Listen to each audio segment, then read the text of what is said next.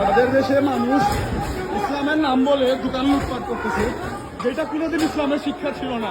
ফিলিস্তিনের গাজায় ইসরায়েলের বর্বরতার প্রতিবাদে গাজীপুরের বোটবাজার এলাকায় বিক্ষোভ মিছিলের সময় পূর্ব পরিকল্পিতভাবে বাটা কোম্পানির শোরুম সহ বিভিন্ন ব্যবসা প্রতিষ্ঠানে নাশকতা, ভাঙচুর ও লুটপাটের অভিযোগে 4 জনকে গ্রেপ্তার করা হয়েছে।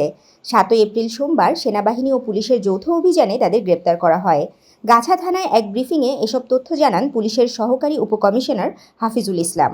প্রতিবাদে আজ দুপুর 1টা থেকে 2টার মধ্যে ঢাকা ময়মনসিংহ মহাসড়কের পাশে গাছা থানাধীন তৃপ্তি হোটেল, রাধুনী হোটেল এবং বাটা শোরুমে এই ইসের নাম করে আগ্রাসনের প্রতিবাদে একটা প্রতিবাদ মিছিলের নাম করে দেশকে অস্থিতিশীল করার মানুষে কতিপয় দুষ্কৃতিকারী হামলা চালায়।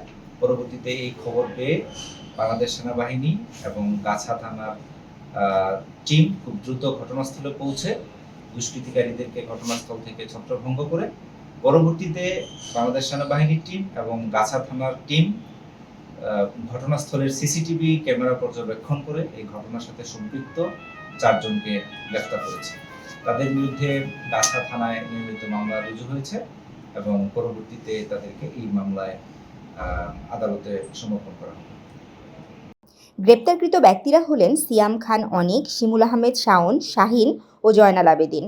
সহকারী উপকমিশনার হাফিজুল ইসলাম জানান, সোমবার দুপুরে বোটবাজার এলাকায় ঢাকা ময়মনসিংহ মহাসড়কে ইসরায়েলি আগ্রাসন বিরোধী মিছিল বের হয়। সহকারী উপকমিশনার হাফিজুল ইসলাম জানান, সোমবার দুপুরে বোটবাজার এলাকায় ঢাকা ময়মনসিংহ মহাসড়কে ইসরায়েলি আগ্রাসন বিরোধী মিছিল বের হয়।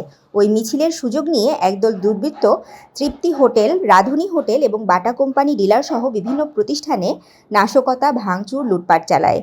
খবর পেয়ে থানা পুলিশ দ্রুত ঘটনাস্থলে গিয়ে সেনাবাহিনীর সহায়তায় তাদের ছত্রভঙ্গ করে পরিস্থিতি নিয়ন্ত্রণে আনে। তিনি জানান, পরবর্তীতে এ ঘটনার ভিডিও ফুটেজ বিশ্লেষণ করে গাছা থানার বিভিন্ন এলাকায় অভিযান চালানো হয়। পরে থানা পুলিশ এবং সেনাবাহিনীর সম্মিলিত প্রচেষ্টায় ওই ঘটনায় জড়িত 4 জনকে গ্রেপ্তার করা হয়। এ ব্যাপারে গাছা থানায় মামলা করা হয়েছে।